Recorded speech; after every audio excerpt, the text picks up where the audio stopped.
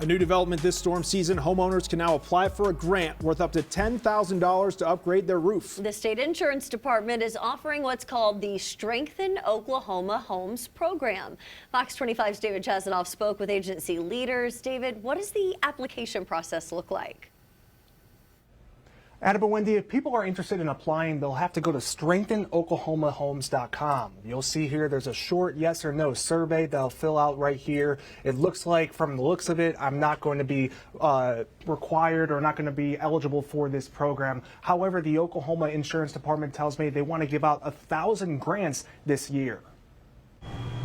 Our hope was that by launching that in the beginning of the year that we could get ahead of some of the storms, but also help people who have had storms more recently, like our most recent storm and then the ones that we experienced in late November. Protecting homeowners from severe weather. Ashley Scott with the Oklahoma Insurance Department says that's the goal behind the Strengthen Oklahoma Homes program. The idea is that if we can keep the roof attached to the home, you have much less damage on the interior, and it's much quicker to get those individuals back into their home if it's just some missing shingles. According to the OID, contractors and evaluators are looking into working on 100 homes across 8 zip codes hard hit by storms in the metro. We're still looking for new applicants. Scott says applicants have to meet a handful of guidelines, like having proof of active homeowners insurance with wind coverage and flood insurance.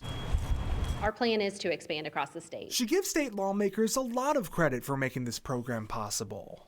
That bill went into effect on November 1st, which was kind of our big push to be able to start working through a lot of these processes. State Rep Mark Tedford helped write House Bill 3089. It's smart. And the idea was it's something good to do for states that are in, difficult weather areas like Oklahoma is. The Oklahoma Insurance Department says in the next 2 to 3 months, they'll be releasing a new set of pilot zip codes for this program. Reporting live in Oklahoma City, David Chasanoff, Fox 25 News. And we are coming off our most active season in terms of tornadoes last year when you had 152 of them. Now, as of today, we are currently sitting at 9 tornadoes from Tuesday morning. And this is our first round of severe weather that we've seen so far in 2025. As we can see from the early morning tornadoes from Tuesday morning, we're currently looking at right now 4 confirmed tornadoes from the National Weather Service office in Norman, an EF1 near Ada, as well as an EF1 near Union Valley and Allen, and then also near Fitztown. Those are, as of right now, unknown as of this time. And then we've got 5 that are confirmed from the National Weather Service office in Tulsa, 2 tornadoes that were EF1 rated near Henrietta. We had another EF1 near Morris, and then an EF0 near Aram and Chakotah. So we've got, as of right now, 9, and this is preliminary. This number could change, but this 9 is the first batch that we've seen so far. January as well as February was quiet. We didn't have anything, and that happens many times in Oklahoma. So we sometimes can get off to a slow start, or maybe we don't really see much in the way of any activity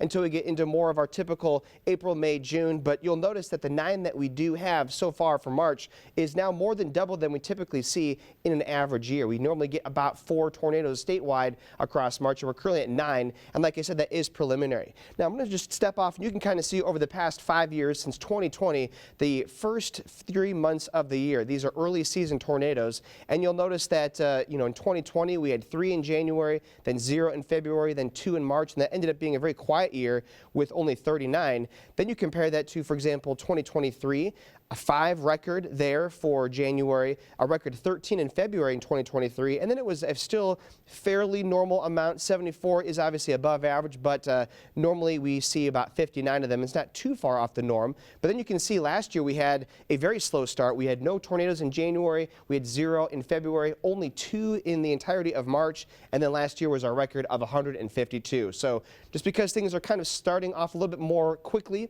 for our March so far doesn't necessarily mean it's going to be an active month, but obviously we will continue to bring you updates as we go through the rest of severe weather season, because unfortunately we're just in the beginning of it. Guys, back to you. Well, a tornado that tore through Ada left behind a lot of damage. A local bakery owner we spoke with just hours after the twister told us she was devastated to find her shop no longer had a roof, and all the cake orders she had ready for pickup that day were ruined. The local food bank in town also suffered roof damage, forcing it to temporarily close down. Homes experienced heavy damage as well. One couple who just moved into their home 3 weeks ago, they now have shattered glass on their front door and windows from a tree. All I seen was a blur and a stir of rain. You couldn't even see the front yard at all. And so I told her, I was like, okay, let's go to the bathroom real quick. All of a sudden, boom, our door crashed in, our windows crashed in. We had 2x4s, we had shingles and felt from rooftops fly right through our front window. The storm damage also forced Ada Public Schools and East Central University to close for at least 2 days. Thankfully, there were no reports of any injuries or deaths associated with that tornado. However, that isn't the case in other communities across the country.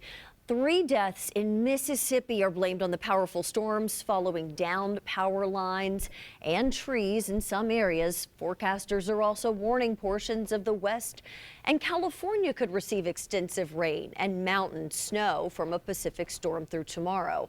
Communities from the southeast, east coast to the Midwest have experienced a range of conditions, including heavy winds, snowfall, tornadoes, and wildfires. Now, concerns are being raised that forecasting for critical weather events like we've seen this week could be compromised by the recent federal layoffs at the National Oceanic and Atmospheric Administration. As Abigail Velez with our sister station in Austin explains, the biggest worry is life-saving weather alerts could be delayed or even missed.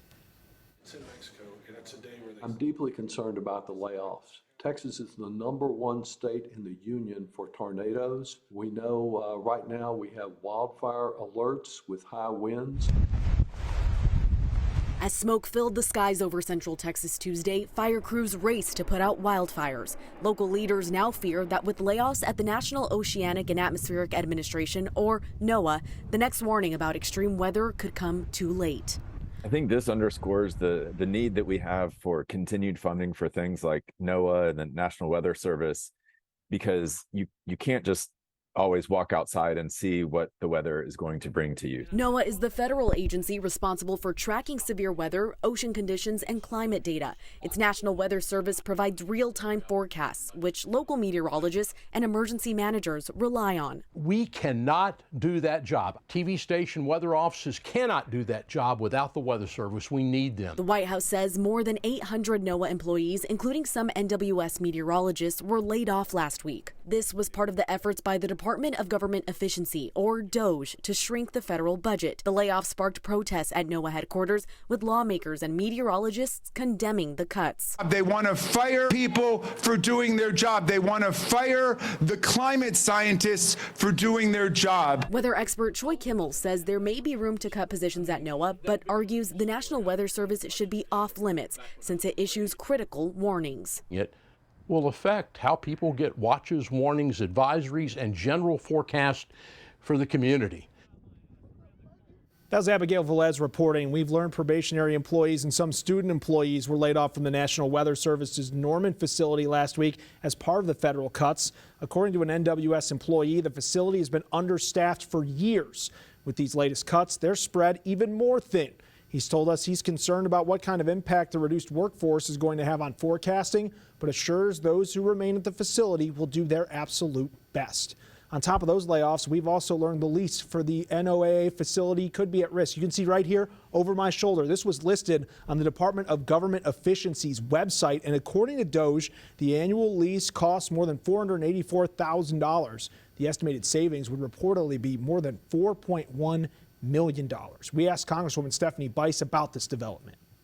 It's an important radar facility, not only for the National Weather Center, but also some actually interesting work being done on the defense side at the facility. So, you know, I know that there's been many buildings put on list. Just because they are put on a list does not mean that they are going to be closed or sold.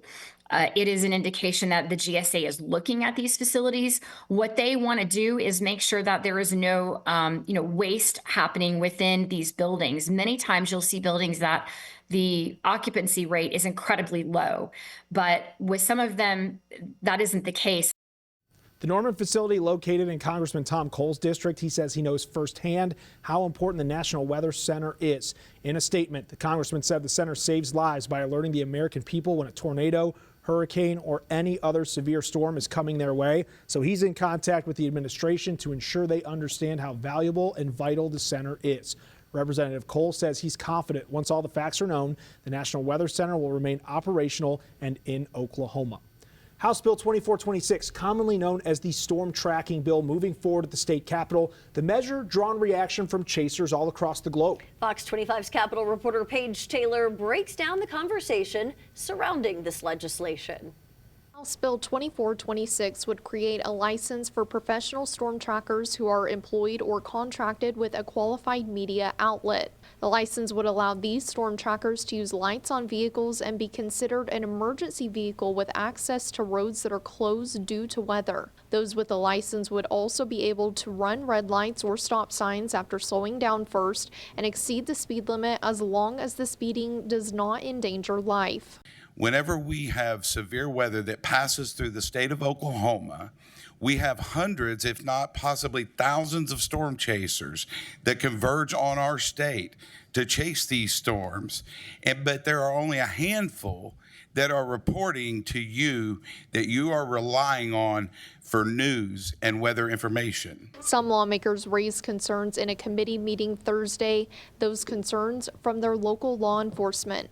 They are already running lights. It is already the Wild West. They are already breaking traffic laws. If you have such a hang up with them running with lights, come talk to me about that. But why are you not enforcing the current law? One lawmaker is afraid the bill infringes on First Amendment rights.